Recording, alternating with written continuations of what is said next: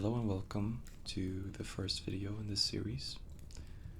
I'm not sure how long it's gonna run for. I'm doing this as a way of reading more books, pushing myself to read more books, and as well as practice my pronunciation and perhaps narration as well, as I'm completely new to that. And the book we're going to be reading today is called Pride and Prejudice. So yeah, let's get into it. It is a truth universally acknowledged that a single man in possession of a good fortune must be in want of a wife. However little known the feelings or views of such a man may be on his first entering a neighborhood, this truth is so well fixed in the minds of the surrounding families that he is considered as the rightful property of some other of their daughters. "My dear Mr. Bennet," said his lady to him one day, "have you heard that Netherfield Park is let at last?" Mr. Bennet replied that he had not. "But it is," returned she, "for Mrs. Long has just been there, and she told me all about it." Mr. Bennet made no answer. "Do you not want to know who has taken it?" cried his wife, impatiently. "You want to tell me, and I have no objection of hearing it."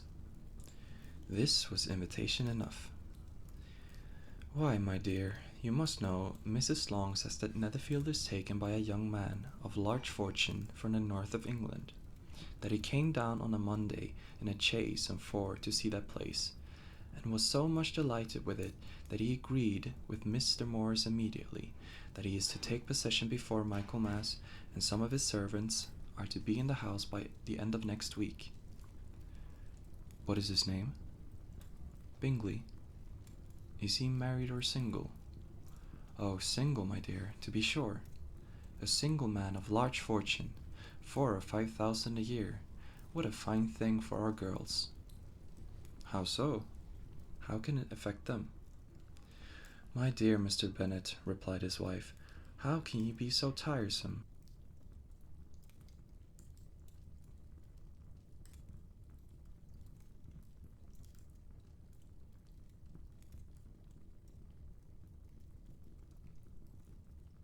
You must know I'm thinking of his marrying one of them." "Is that his design in settling here?" "Design? Nonsense! How can you talk so? But it is very likely that he may fall in love with one of them, and therefore you must visit him as soon as he comes." "I see no occasion for that. You and the girls may go. Or you may send them by themselves, which perhaps will still be better, for as you are as handsome as any of them, Mr. Bingley might like you the best of the party." "My dear, you flatter me. I certainly have had my share of beauty, but I do not pretend to be anything extraordinary now. When a woman has 5 grown-up daughters, she ought to give over thinking of her own beauty. In such cases, a woman has not often much beauty to think of. But, my dear, you must indeed go and see Mr. Bingley when he comes into the neighborhood." "It is more than I engaged for, I assure you." "But consider our daughters. Only think what an establishment it would be for one of them. Sir William and Lady Lucas are determined to go, merely on that account, for in general, you know, they visit no newcomers. Indeed, you must go, for it would be impossible for us to visit him if you do not." "You are over scrupulous, surely. I dare say Mr. Bingle will be very glad to see you, and I will send a few lines by you to assure him of my hearty consent to his marrying whichever he chooses of the girls. Though I must throw in a good word for my little Lizzie." "I desire you will do no such thing. Lizzie is not a bit better than the others, and I'm sure she is not half so handsome as Jane, nor half so good-humored as Lydia, but you're always giving her the preference." "They have none of them much to recommend them," replied he. They are all silly and ignorant, like other girls, but Lizzie has something more of quickness than her sisters. Mr. Bennet, how can you abuse your own children in such a way? You take delight in vexing me. You have no compassion on my poor nerves. You mistake me, my dear. I have high respect for your nerves. They are my old friends. I have heard you mention them with consideration these 20 years at least. Ah, you do not know what I suffer. But I hope you will get over it, and live to see many young men of 4,000 a year come into the neighborhood. It will be no use to us if 20 such should come, since you will not visit them. Depend upon it, my dear, that when there are 20, I will visit them all. Mr. Bennet was so odd a mixture of quick parts, sarcastic humour, reserve, and caprice, that the experience of 23 years had been insufficient to make his wife understand his character. Her mind was less difficult to develop. She was a woman of mean understanding, little information, and uncertain temper. When she was discontented, she fancied herself nervous. The business of her life was to get her daughters married. Its solace was visiting and news.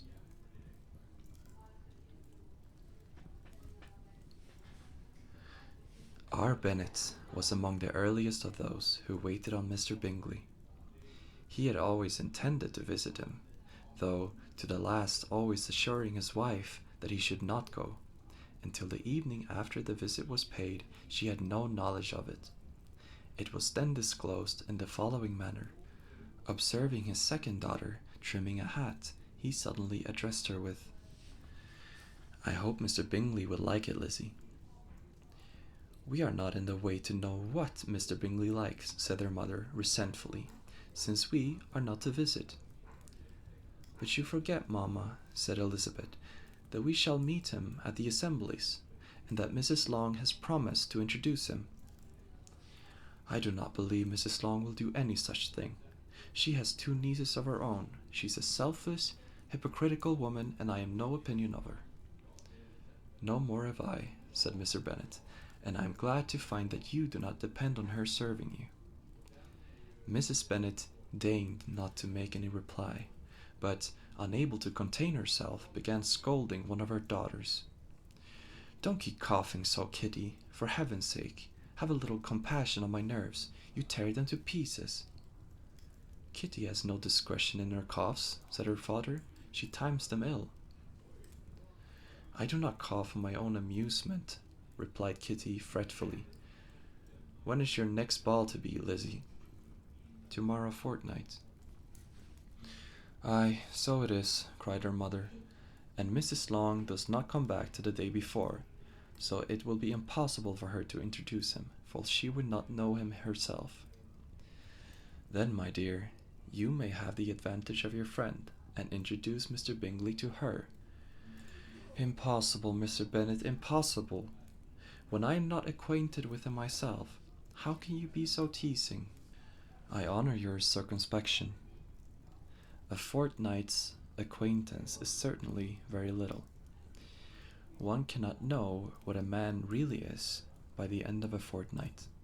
But if we do not venture, somebody else will. And after all, Mrs. Long and her nieces must stand their chance, and therefore, as she will think it an act of kindness if you decline the office, I will take it on myself." The girls stared at their father. Mrs. Bennet said only, "Nonsense, nonsense." "What can be the meaning of that emphatic exclamation?" cried he. "Do you consider the forms of introduction and the stress that is laid on them as nonsense? I cannot quite agree with you there. What say you, Mary? For you are a young lady of deep reflection, I know, and read great books and make extracts." Mary wished to say something very sensible, but knew not how. "While Mary is adjusting her ideas," he continued, "let us return to Mr. Bingley." "I'm sick of Mr. Bingley," cried his wife. "I'm sorry to hear that. But why did you not tell me so before? If I had known as much this morning, I certainly would not have called on him. It is very unlucky, but as I have actually paid the visit, we cannot escape the acquaintance now. The astonishment of the ladies was just what he wished, that of Mrs. Bennet perhaps surpassing the rest, though, when the first tumult of joy was over, she began to declare that it was what she had expected all the while. How good it was in you, my dear Mr. Bennet! But I knew I should persuade you at last. I was sure you loved your girls too well to neglect such an acquaintance. Well, how pleased I am, and it is such a good joke, too, that you should have gone this morning and never said a word about it till now. Now, Kitty, you may cough as much as you choose, said Mr. Bennet, and as he spoke he left the room, fatigued with the raptures of his wife. What an excellent father you have, girls, said she, when the door was shut. I do not know how you will ever make him amends for his kindness, or me either, for that matter. At our time of life it is not so pleasant, I can tell you, to be making new acquaintances every day, but for your sakes we would do anything. Lydia, my love, though you are the youngest, I dare say Mr. Bingley will dance with you at next ball. Oh, said Lydia stoutly, I am not afraid, for though I am the youngest, I am the tallest.